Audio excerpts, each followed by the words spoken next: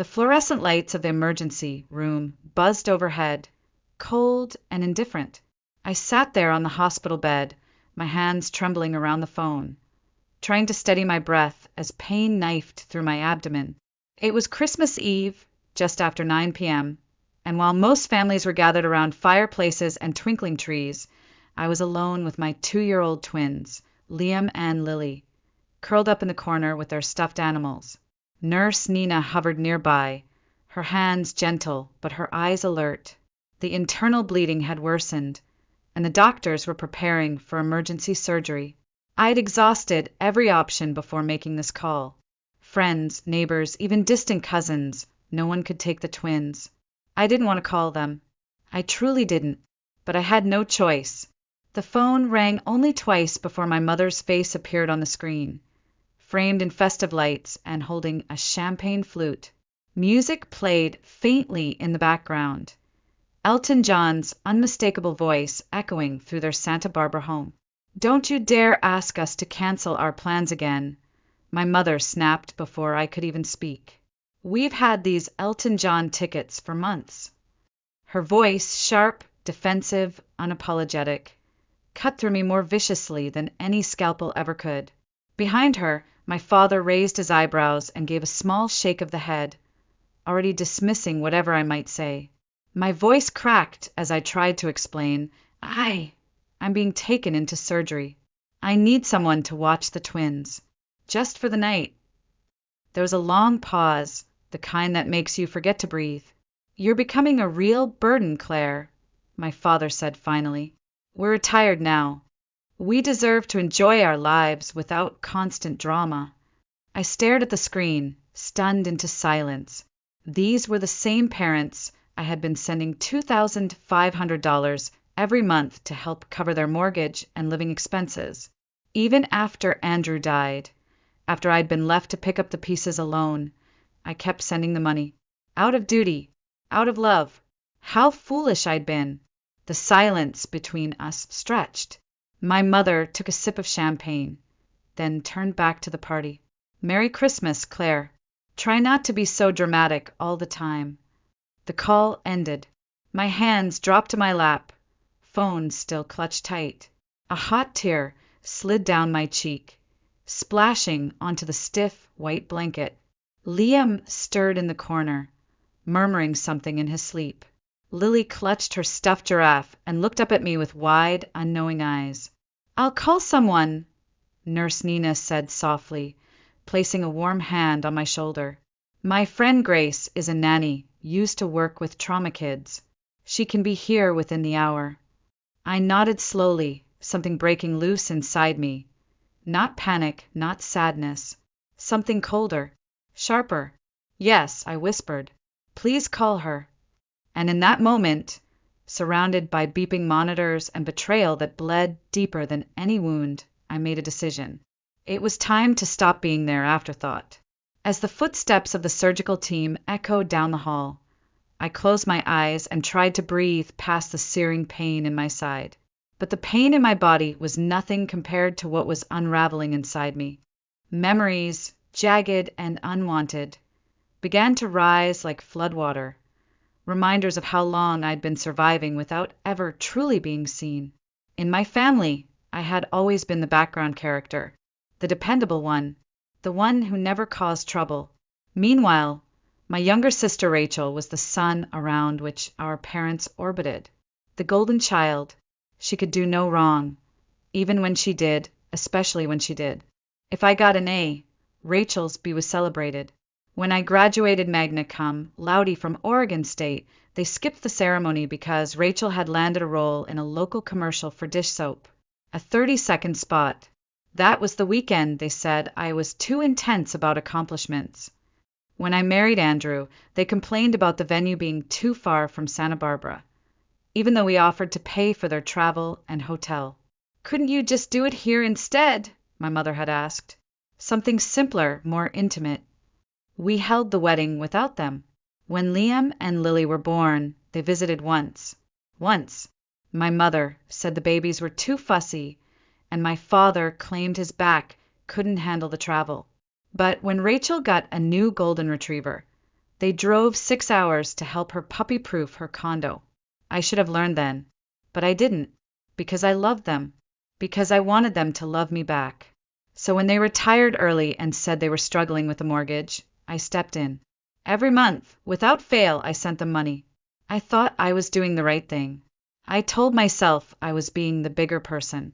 That maybe, just maybe, if I kept showing up for them, they'd finally show up for me. But they didn't, not even when Andrew died. The night he was killed by a drunk driver, I had to call Rachel to tell her because my parents were on a cruise and didn't answer. They didn't even come to the funeral. Said it was too last minute, and the rebooking fees were outrageous. And yet, I still kept sending the money. I increased it when inflation hit. I helped them through tax season. I paid for my mother's dental work last spring, all while working full-time as a graphic designer and raising 2 toddlers alone. Why? Because I thought that's what family did, that if I just kept giving, they'd eventually meet me halfway. But now, on Christmas Eve, as I faced the very real possibility of not waking up from surgery, and watched them prioritize Elton John over the lives of their only grandchildren, I finally saw the truth. They had never once chosen me, and I was done choosing them. Nurse Nina returned a few minutes later, her presence a small island of calm amid the chaos unraveling around me. "Grace is on her way," she said gently, checking the monitor beside my bed.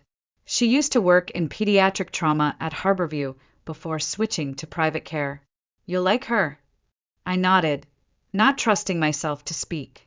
My throat was raw, not from the pain, but from holding in years of words I'd never dared say. Words like, "I'm done. I deserve better. You don't get to hurt me anymore." I watched Liam shift under his blanket, his small thumb in his mouth. Lily had fallen asleep with her stuffed giraffe tucked under her arm. They were innocent, blameless, and completely dependent on me. That thought hit harder than any diagnosis. I had no time for regret. "Nina," I said hoarsely, "can you bring me my phone again?" She nodded and retrieved it from the tray beside me. My fingers shook, but I knew what I had to do. There was no hesitation now, only a clarity that cut through the fog like a scalpel. First, I opened my banking app. One by one, I canceled every automatic transfer I'd set up for my parents. Mortgage, utilities, a supplemental account my mother used for emergency spa days. All gone. Just like that, the monthly drain that had bled my finances dry was cauterized. Next, I opened my messages. I stared at the screen for a long moment before typing. I will no longer be providing financial support. My children and I deserve better than being your afterthoughts. Please do not contact me again. I hit send. There was no dramatic music. No thunderclap. Just the quiet hum of the monitors, the distant footsteps of staff moving through the hallway, and the faint breathing of my sleeping children. But inside me, something seismic had shifted. A door that had always been cracked open, just in case they changed, just in case they came around, finally slammed shut. And I wasn't sorry. Grace arrived 20 minutes later. She had soft eyes, steady hands, and a calm warmth that immediately drew the twins in. She knelt down on their level, spoke to them with gentleness, and within minutes, Liam had handed her his favorite truck while Lily showed her the giraffe. "You're safe now," she said to me quietly as she tucked a blanket around Lily. "I've got them. You just focus on healing." For the first time in what felt like years, I let someone else take the weight off my shoulders. I surrendered. As the nurses wheeled me toward surgery, the last thing I saw was Grace sitting on the floor with my children, reading them a picture book. And as the double doors closed behind me, I felt it, not fear, not despair. Freedom. The world returned to me in pieces, flashes of light, muffled voices, the antiseptic scent of recovery. I was groggy, barely tethered to consciousness, but I could feel the dull, persistent ache in my abdomen and the tight pressure of bandages across my waist. My throat was dry, like I'd swallowed sandpaper. Somewhere nearby, the soft babble of children filtered through the haze. grounding me. I blinked against the harsh light. Grace was sitting beside my bed, her arm gently curled around Lily, who was napping against her side. Liam sat on the floor, coloring quietly with a crayon clutched in his chubby hand. Seeing them safe, happy even, was the only medicine I needed in that moment. "You're awake," Grace said, her voice soft and reassuring. "The surgery went well. You've been out for a while." I tried to speak, but only managed a rasp. She held a straw to my lips, and I sipped slowly, each swallow pulling me closer to clarity. And then I noticed it, my phone, blinking steadily on the nightstand like a distress beacon. I reached for it, fingers still numb. 27 missed calls, 18 voicemails, 39 text messages. My heart clenched, a small flicker of irrational hope flaring up before I could stop it. Maybe they'd realized how serious this was. Maybe they'd finally cared. I opened the first message. "Your silence is extremely disrespectful, Claire. We needed to discuss January's transfer." Next, "This is unbelievable. You know we've planned this Napa trip for weeks." Then, "We had to dip into our savings because of your impulsive behavior. Very selfish. Not one. Asked how the surgery had gone. If I was alive. If the twins were okay. Nothing but rage over the money, the disruption to their vacation plans, and the sudden absence of my financial tether." And the voicemails? Worse. "You think you're the only one going through hard times? We raised you, and this is the thanks we get? I'm warning you, Claire. If you don't fix this, there will be consequences." I dropped the phone into my lap, while rising in my throat. I wasn't sure if it was the medication, the pain, or just the pure weight of their words pressing down on me. I turned my face to the window, blinking hard. Then a new message appeared, this one from Rachel. "Claire, Mom and Dad just told me you were having some minor outpatient procedure. What's going on? They're freaking out about money and acting like you vanished. Are you okay?" A hollow laugh escaped me, more breath than sound. So they'd lied to her, too. Of course they had. Still groggy, I typed slowly, thumbs trembling. "Emergency surgery. Internal bleeding. Doctors said I might not survive. I begged them to come. They chose their concert." There was a pause, then her reply. "Oh my God. Claire, I had no idea. I would have taken the kids. I'm so sorry. I should have asked more questions. I just believed them." I stared at her words. For a long time, Rachel had been the mirror that reflected our parents' narrative. Polished, curated, false. But now, maybe for the first time, she was starting to see the cracks. Maybe I wasn't alone after all. It was 2 days after the surgery when Rachel showed up at the hospital. She looked pale, eyes ringed with fatigue, holding a container of homemade soup in one hand and a bouquet of sunflowers in the other. "I know you're probably not ready to see me," she said softly, standing awkwardly in the doorway. "But I wanted to. I needed to come." I didn't speak right away. I just watched her, unsure. This was the same sister who had grown up in the golden spotlight of our parents' love. The same sister who, whether she realized it or not, had benefited from my silence for decades. But something about her posture was different now. Smaller, humbled. She stepped inside, placed the soup on the table, and sat near the edge of the chair like she didn't deserve to take up space. "I'm sorry," she said, her voice cracking. "About everything. I believed them. I didn't even ask. I just thought you were being dramatic again." Her honesty stung, but it also rang true. I nodded. "They taught us that I was the difficult one." Rachel looked down, twisting a ring around her finger. "When you told me what really happened, I couldn't stop thinking about it. So I went to check on them, to see for myself." She exhaled shakily. "Claire, I think they're in trouble. Real trouble." I raised an eyebrow. "Trouble like what?" "They said they were worried about the mortgage, right?" She reached into her purse and pulled out a folder, sliding it across my lap. "Well, I found this in Mom's desk drawer. It's a loan agreement. From last year. taken out against the house to buy the boat. I froze. Wait, a second mortgage? Rachel nodded. And here's the kicker. They used you as a guarantor. What?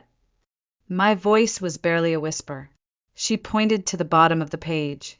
Your name, your social security number, forged signature. My stomach churned. I flipped the page, my hands cold despite the fevered heat pulsing from the incision in my abdomen. It was there, clear as day. My name, my information. I had never seen this document in my life. I looked up at her, stunned. They stole my identity. Rachel hesitated. Technically, yes. Or they assumed you'd never notice. They figured as long as the payments kept coming, no one would ever ask questions. A strange calm settled over me, like ice forming over a fire that had raged too long. It wasn't just betrayal anymore. It was fraud. How much? I asked quietly. 128,000, she whispered, plus interest. I let the number settle in the air like ash. That boat, the one they'd always insisted was a modest reward for a life of sacrifice, had been funded with stolen credit and borrowed time. And they had bet it all on me, never finding out. I had thought cutting them off financially was a boundary. But now it was self-defense. They showed up unannounced 3 days after I got home from the hospital. I was still moving slowly, each step a careful negotiation with the pain that lingered beneath my stitches. Grace had just left with the twins, taking them to the park for a few hours so I could rest. The apartment was quiet, sun filtering through the blinds, when I heard the knock. Not tentative, not gentle, insistent. I froze. Part of me already knew who it was. I peeked through the peephole and felt my pulse spike. My parents. My mother stood clutching her designer tote, a too bright shade of lipstick smudged across her mouth. My father beside her, arms crossed, jaw tight, that familiar expression of controlled annoyance etched into every line of his face. They looked exactly the same, but something in me had changed. I cracked the door just enough to be heard. What do you want? My mother stepped forward, her smile too wide. Claire, darling, we've been so worried. You haven't answered our calls. We needed to make sure you and the children were all right, my father added, his voice cool and practiced. I didn't respond. I just stared at them, waiting. The mask slipped first from my father. We also need to talk about this ridiculous financial situation. There it was, the real reason. I said nothing. The bank called about our mortgage, he continued. We had to dip into our cruise savings to cover the payment this month. I raised an eyebrow. Your cruise savings? He flinched just slightly. My mother jumped in. Claire, please, let's not turn this into a scene. We came here to resolve things. We've depended on that money for years. That's not my problem, I said, voice flat. Not anymore. But, sweetie, she pleaded, her tone rising with desperation, we built our lives around your support. Your father and I. My commitment, I interrupted, was out of guilt, not obligation, and certainly not love returned. My father stepped forward, his voice sharpening. You're overreacting. We had plans. We didn't know it was that serious. You mean the emergency surgery I begged you to help me prepare for? I asked, eyes locking with his. The one where the doctors said I might not survive? You chose Elton John. My mother's face twisted. We made one mistake. No, I said, steady now. You made a lifetime of choices. That night was just the one that finally revealed the truth. We're your parents, my father snapped, his voice booming with entitlement.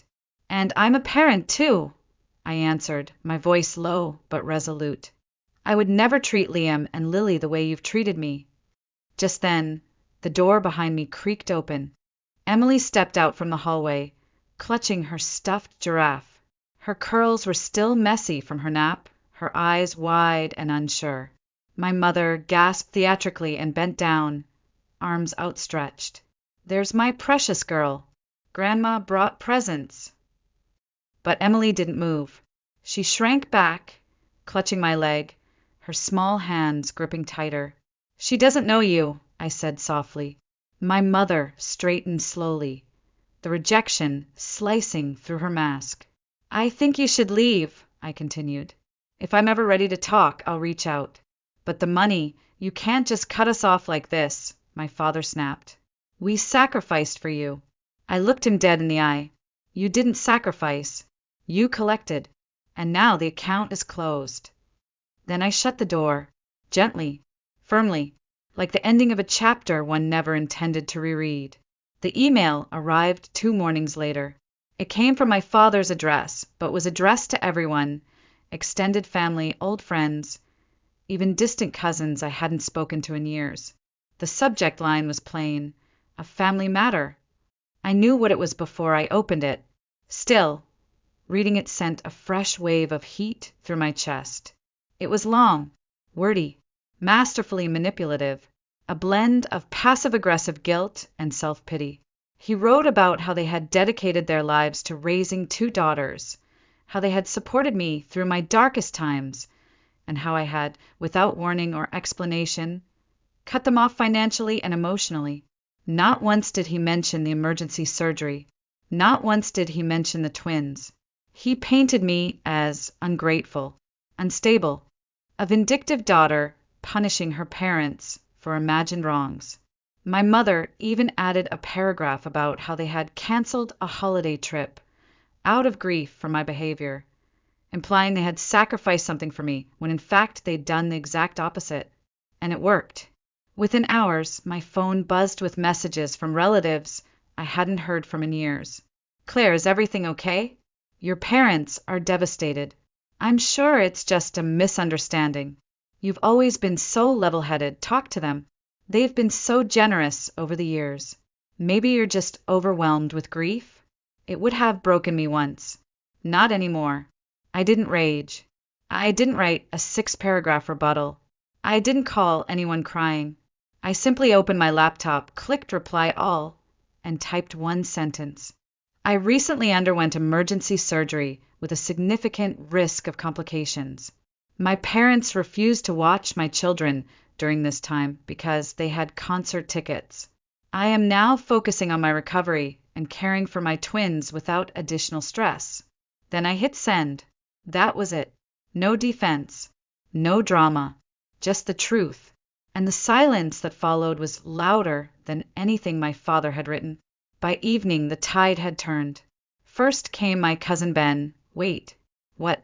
They didn't even check on you after surgery? Then his wife. Didn't they just post pictures on a boat last month? I thought they were broke. By the end of the day, I'd received a dozen private messages from aunts, cousins, even my father's sister, all expressing disbelief, concern, and quiet outrage. No one said it out loud, but I could hear it between the lines. We see you now. The most unexpected message came from Aunt Linda, my mother's older sister, the self-proclaimed peacemaker. I had no idea what really happened, Claire. They told me you were being dramatic after a minor checkup. I'm sorry I didn't reach out sooner. But the most meaningful response came from Rachel. She called me, her voice trembling. They lied to everyone, she said. They're still lying. But I know the truth now. And I'm with you. Whatever you need, I'm here. I didn't cry. I didn't need to. For the first time, I wasn't defending myself. I was simply standing. It started small. A casserole left at my doorstep by a neighbor I barely knew. A hand-me-down double stroller from someone in my support group. A message from one of my design clients saying, "Take all the time you need. We're not going anywhere." Then it grew. Ava, the widowed mother I'd met through the online grief group, began checking in daily. We'd message in the late hours when sleep refused to come, trading stories about our kids, our late husbands, and the strange, impossible loneliness of becoming a single parent overnight. She was the one who planted the first seed of possibility. "Have you ever thought about moving?" she asked one night. "Your apartment's too small. You could sell it and use the equity somewhere quieter, somewhere with better childcare options, maybe even a yard." I hadn't, but once she said it, I couldn't stop thinking about it. It felt dangerous at first. Hope always did. Still, I began to look. Just a little. One listing here, one budget calculator there. Then Ava, who worked in real estate, sent me a link to a modest 3-bedroom cottage in a quiet suburb outside Tacoma. It had peeling paint and an outdated kitchen, but the yard was fenced and the neighborhood had a preschool with a trauma-informed teaching team. And the mortgage? Lower than my rent had ever been. I called the bank the next day. Within a month, I had a new address and a new beginning. I moved in with Liam and Lily on a rainy Friday morning. Grace helped carry boxes. Rachel showed up with groceries and toddler snacks. Ava brought a bouquet of wildflowers and her little boy, who immediately bonded with Liam over trucks and dandelions. My old life, cramped, exhausted, borrowed, was gone. In its place was something different, something mine. The side business I'd started almost accidentally, building memorial websites, was gaining momentum. A few of the women from my grief group had commissioned me to make pages for their spouses. Then their friends reached out. Then strangers. It wasn't glamorous, but it mattered. It let me use my skills to create something meaningful. 3 days a week, Grace still came by to help with the twins. I rearranged my client meetings around their nap schedules. We had backyard picnics on Sundays and dance parties in the living room. I let them finger paint on the walls of the nursery before I repainted them in soft lavender. And slowly, the air around me began to change. It wasn't just peace. It was absence, the absence of dread, of tension, of walking on eggshells with every phone call and holiday. For the first time, I could hear my own thoughts without the static of guilt. And in that silence, I realized something I'd never dared believe before. I was allowed to be happy, even if they never approved, even if they never came back. It was a Thursday afternoon when they came back. I was folding laundry in the living room, the twins napping peacefully in their new bedroom, the house filled with the comforting hum of nothingness.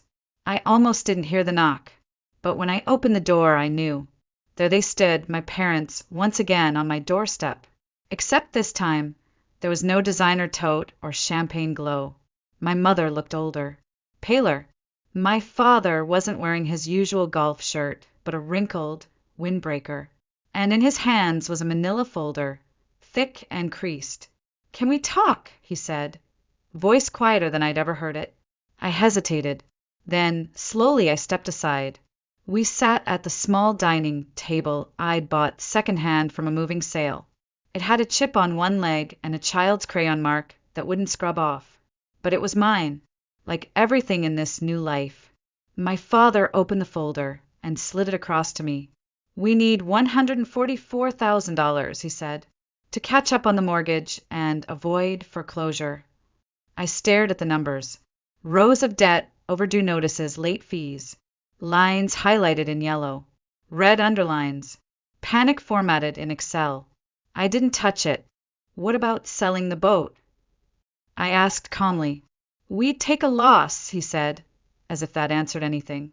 "And the timeshare?" My mother sighed. "We've tried, but the market's terrible. Besides, those were supposed to be our retirement luxuries." I looked at her. "Luxuries you can't afford." My father bristled. "We could afford them with your help." There it was. Again, the expectation that my labor, my life, my body, post-surgery, post-widowhood, should remain their safety net. "It's the least you could do," he added, "after everything we've done for you."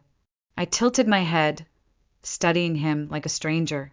"What exactly," I asked softly, "have you done for me?" They didn't answer, and maybe that was the answer. Just then, the twins came padding into the room, sleepy and tousled, their little feet slapping against the floor. Liam held his favorite truck. Lily clutched her giraffe. They blinked up at my parents, confusion plain on their faces. "There are our precious babies," my mother cooed, standing to reach for them. But neither child moved. Lily stepped behind my chair. Liam looked down at his truck. "They don't know you," I said gently. "You've seen them 3 times in their lives. You chose not to be involved. My father's face hardened. That's not fair. We're busy people. Too busy to help during emergency surgery, I said. Too busy to be grandparents. But not too busy to ask for $144,000. My mother's lip trembled. I couldn't tell if it was grief or performance. If we don't get help, she whispered, we'll lose everything. I nodded slowly. I lost my husband. My voice didn't shake. My children lost their father. I had to sell my furniture, work through grief, have my insides stitched back together while learning how to breathe again. And we survived. I stood. You will too. They didn't fight. They just gathered the folder and left, the silence trailing behind them like the scent of something that had finally died. 3 months passed. The calls stopped. The emails faded. The silence, once foreign and jagged, settled into something steady, almost peaceful.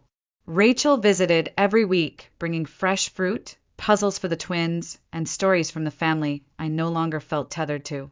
One afternoon, as she sat on the back porch sipping tea, she said it without preamble. They sold the house. I didn't flinch. They were behind on payments for too long. The bank gave them 60 days. They couldn't catch up. I looked out at Liam and Lily playing in the yard, their laughter light and careless under the spring sky. They moved into a condo outside Oxnard. It's small. No view. No boat. No trips planned. She didn't say it with malice. Just fact. They're still telling people you abandoned them, she added softly, that you promised to support them forever and then suddenly stopped. I didn't sigh. I didn't get angry. I just said what I knew to be true. Let them talk. Because I had no interest in rewriting their version of the story. I'd already written my own. That night, after the twins had gone to sleep and the world had gone quiet, I found an envelope in the mailbox. Handwritten. No return address, but I recognized the looping script instantly. It was from my mother. I stared at it for a long time. Then, curiosity, a gentle tug, nudged me to open it. Inside was something I'd never seen before. Not a plea, not a guilt trip, not a demand. An apology. I've had time to reflect on my behavior, she wrote. Watching you build a life without us has forced me to confront things I didn't want to see. I resented your strength. I called it coldness. I envied your independence and labeled it distance. I see now how we failed you, not just once, but for years. When you needed us the most, we chose ourselves. And I will live with that. She didn't ask for money. She didn't even ask for forgiveness. She just asked that I read it. Rachel confirmed later that both our parents had started attending family therapy. That my father, after a mild heart scare, had begun taking things slower. He'd even taken a part-time job at a hardware store. They had sold the boat at a loss, let go of the timeshare, adjusted their lifestyle to something more real. They're not perfect, she said, but I think they're finally starting to see themselves. I didn't respond right away. I wasn't ready, but I held the letter in my hands for a long time, longer than I expected, not because I needed their apology to heal, but because I finally didn't. Healing hadn't come from their remorse. It came from my refusal to keep bleeding just to keep them comfortable. 1 year after the surgery, I agreed to meet them at a quiet cafe on neutral ground. I arrived early, not out of nervousness, but out of habit. I ordered tea and brought no expectations. They walked in together, and they looked smaller than I remembered. Not just older, but quieter, slower. Their clothes were simple, their movements careful. There was no perfume, no posture, no performance. We didn't embrace. We just sat. The silence was awkward, then fragile. Then my father did something I'd never seen him do in all my life. He cried. I was a terrible father, he said, voice cracked and trembling. And a worse grandfather. I don't expect you to forgive me. I just want you to know that I see it now. My mother reached out, not to touch me, but to gesture, slowly, toward my hands folded in my lap. We've spent months unlearning everything we thought we knew, she said. It's hard. It's slow. But we're doing it. I didn't promise anything. I didn't offer absolution. Instead, I pulled out my phone and showed them pictures. Liam finger painting on the back porch. Lily asleep with her giraffe. Our tiny garden blooming with sunflowers. Grace pushing the twins on a swing. A cake we baked together. A life we built from the ruins. They looked, and for once they didn't interrupt. As we stood to leave, my father asked quietly, "Do you think someday we might be able to know our grandchildren?" I didn't answer right away. I wanted the weight of my words to settle. "That depends on your actions," I said gently, "not your words." I paused. If you truly want to be part of their lives, it starts by respecting the person raising them. He nodded, and for the first time, I believed he understood what that meant. As I walked away, the wind lifted soft petals from the trees above. I didn't feel guilt. I didn't feel vengeance. Just calm, because this wasn't about revenge anymore. It was about reclamation, and I had reclaimed everything they once tried to take. My strength, my peace, and the quiet certainty that I would never again let someone else decide my worth.